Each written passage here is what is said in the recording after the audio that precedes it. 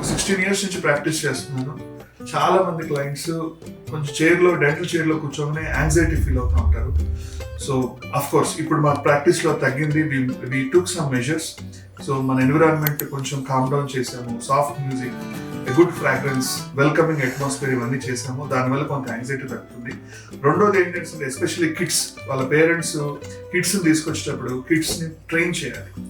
So we're going to a dentist, he is going to help you. So మేము ఏం చేస్తాం, kids వచ్చినప్పుడు వాళ్ళని వార్మ్ వెల్కమ్ చేస్తాం, వాళ్ళకి చిన్న గిఫ్ట్స్ ఇస్తాం, చిన్న టాయ్స్ ఇస్తాము ఆడుకోవడానికి. వీ డోంట్ స్ట్రైట్ అవే ట్రీట్మెంట్లోకి వెళ్ళమన్నమాట. కొంచెంసేపు వాళ్ళతో సరదాగా గడుపుతాం.